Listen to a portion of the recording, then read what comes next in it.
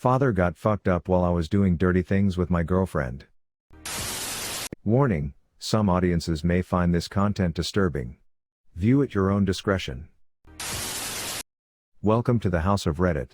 Today, we share some recent r/TodayIFuckedUp stories posted on Reddit. Father got fucked up while I was doing dirty things with my girlfriend. Me, my longtime girlfriend, my brother, and sister were back at our parents' from college to celebrate my brother's birthday. Dad had the grill fired up to throw on some big-ass ribeye steaks and everything was going well. To throw in a little context beforehand, my dad has always had a drug problem but has been better in the past few years. Before dinner me and my girlfriend were going to take a shower together like we always do, but my dad was in the bathroom and said he would be out shortly. So, we went to my room to wait a few minutes. After a bit and my dad still in the bathroom, we decided to do the regular dirty.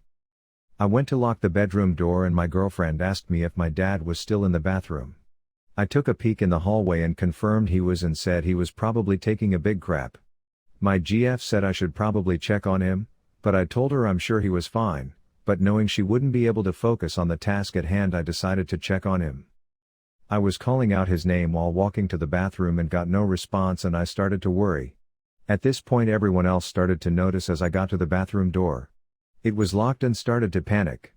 I looked under the door and could tell he was on the ground. I stood up and kicked in the door while barefoot and my adrenaline was pumping like crazy. I was not prepared at all for what I saw afterwards. My dad was face down in the litter box with his pants around his ankles. His ears and hands were purple and it was obvious he couldn't breathe with the cat litter covering his mouth and nose. We pulled him out and he was non-responsive. Brother rushed out of the bathroom to call 911 and we were trying to flip him over to give him CPR.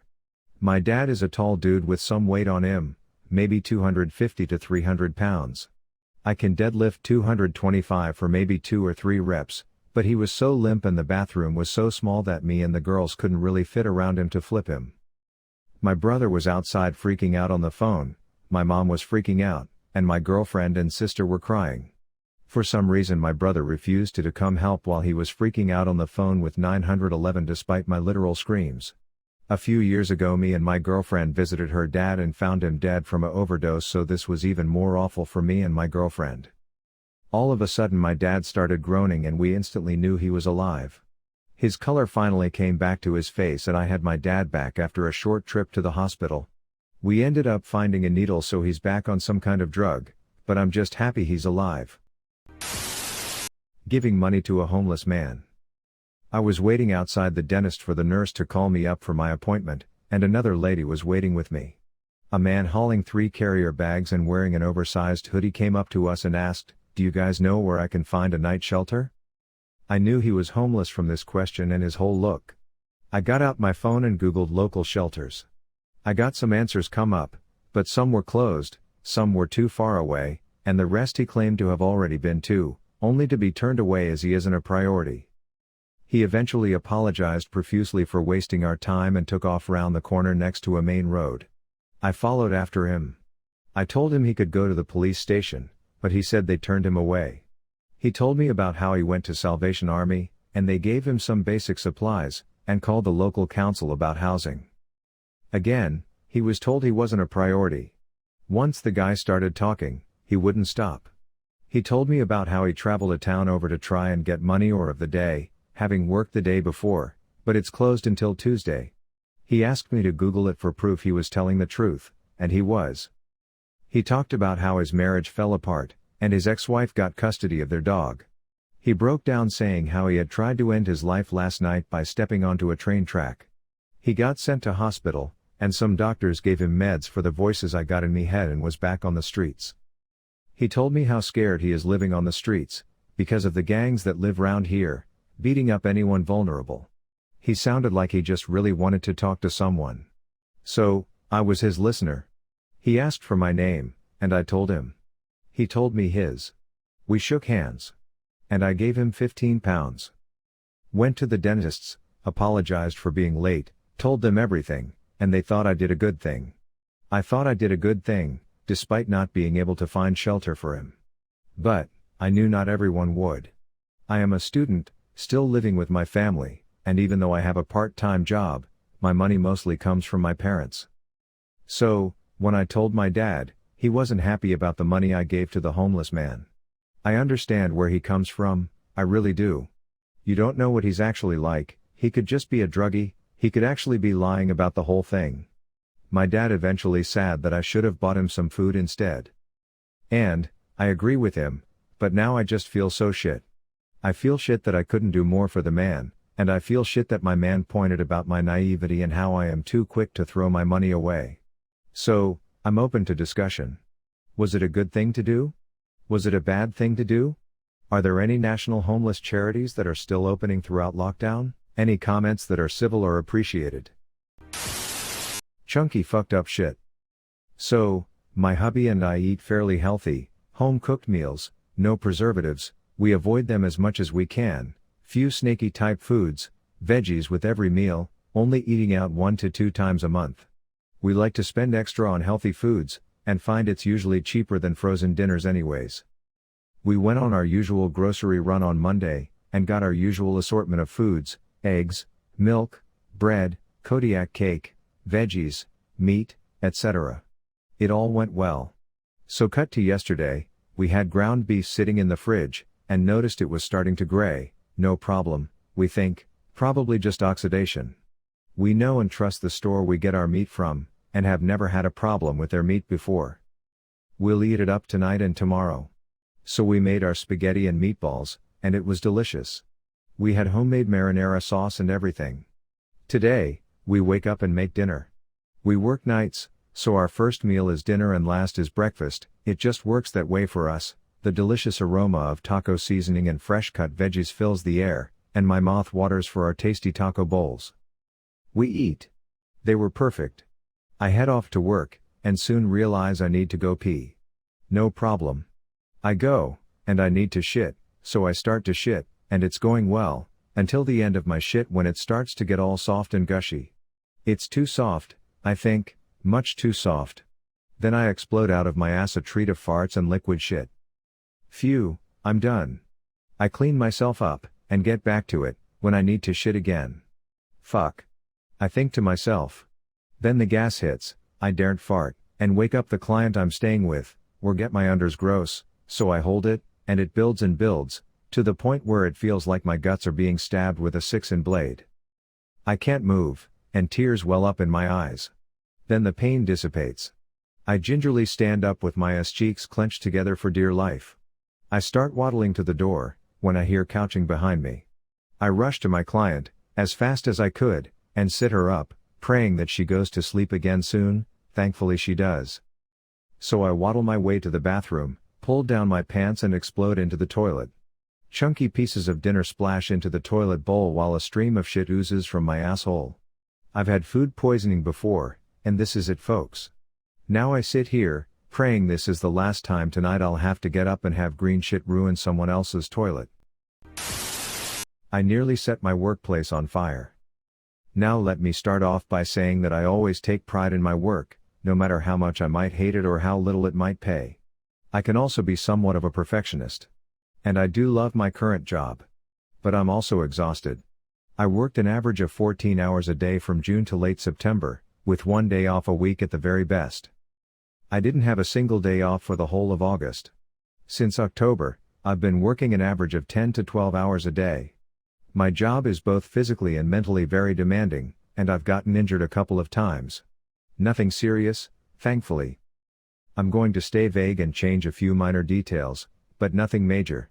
I was hired for the main summer activity, which really runs from spring to fall. It does run in the winter, but it's extremely weather dependent. Now there are also some cabins in the woods that people can rent for the night or the weekends, which is where I'll be spending most of my time working in the winter.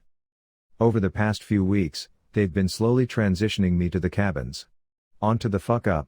I was asked last night to go drop off a few things in a few cabins, something for the wood stoves, and a bag for guests to carry wood should they run out, but I had to be fast as they were going to need the vehicle for a check-in. I go in, put stuff on the stove while I get the stove thingy out of its box, install it. It literally took less than a minute. Installing is too big of a word, go on out to the next cabin. Easy peasy, right? Wrong. My boss comes to me today, shows me 3 burnt bags, and asked me what's up. I freeze. Oh fuck. I left the bags on the wood stoves the night before. Turns out, they started catching on fire. Thankfully, the fire alarms went off before they really did, and no one was hurt nor was any damage done. Just a lot of smoke in the cabins. So yeah, I nearly burnt the whole place, including the forest, down. I'm pretty sure I'm about to get fired. My boss sat with me, asked me to walk him through what happened. He was strangely calm, but not the good kind of calm. The kind of calm that makes you even more scared than full-on yelling. He tried to get me to quit, then tried to send me home, but I refused as I still had stuff to do, and a colleague and I carpool. My boss thinks I fucked up because I don't like the cabin side of things, which is partly true. I prefer working at the summer activity that I was hired for, but I don't mind working at the cabins, and I just don't give a shit. I don't think I can really convince him otherwise. So now I'm just waiting to see what's going to happen to me. I cried, had a major panic attack, and I'm still shaking even though it's been 2 hours. I feel absolutely horrible. I could have killed someone, and neither the fact that I was rushing nor my exhaustion are an excuse for this amount of carelessness. I hate myself right now. And if I lose my job, I might have to go back to living with my parents, who are incredibly controlling and abusive. So, yeah. I fucked up. Big time. Completely worst date of my life. I have an 8-month-old daughter and I just decided that I was ready to start dating again. I am sober and do not use drugs. I met a man on Hinge, he lives 50-ish minutes away from me. We went on a date last weekend and it was amazing. Fun, solid sense of humor, good conversation, lots of chemistry. So we agreed to a second date. Last night I drove to his house and things were going well for a couple hours. Shortly before I was going to leave, he went to the bathroom. My Jewel was dead and I saw his laying there, so I took a huge rip of it. First fuck up. Not nicotine. Some kind of liquid marijuana for sure. I told him what had happened and he asked me if I wanted to hurry and leave to beat the high home, and I knew that wasn't possible. So I decided to stay the night until early morning when I was not high. He didn't seem terribly happy about this because he said his pillows were embarrassing. They were. Stained, crusty, and dirty. Whatever. I got so stoned. I noticed white dog hair all over my pants, so I made a comment about it. He said, "Oh, it's probably from my dog, Sugar." This name was hilarious in my stoned mind, so I was cackling like a fool.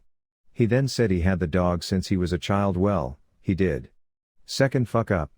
The dog had died weeks prior. He was very visibly upset, but I could not stop laughing. Another strike. We laid down to sleep and things were getting hot and heavy. He whispered into my ear that I was so wet and felt so good. Then I realized what was happening. My first period since having my child had hit. He turned on the lights and it looked like a murder scene. There was a bloody half-hand print on the pillow even. He was disgusted and ran to the bathroom. I started crying and laughing at the same time. When he came back, he said he didn't have any other sheets, so he laid down towels on the bed to sleep on. I was mortified. Third fuck up. This morning at 6:30 a.m., I quietly left his house. When I got to my car, it wouldn't shift into gear. Completely stuck. I panicked and went back up to his door. It was locked. I texted him, message went green. He had locked me out of his house and blocked my number in a span of 7 to 8 minutes. Fourth fuck up.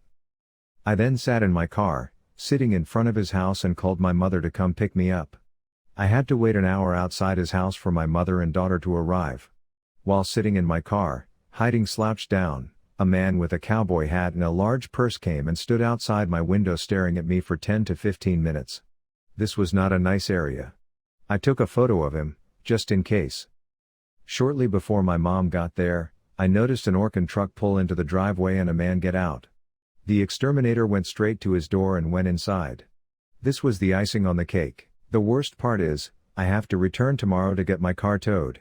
He has no idea why it's still sitting there and I am dreading any possible interaction.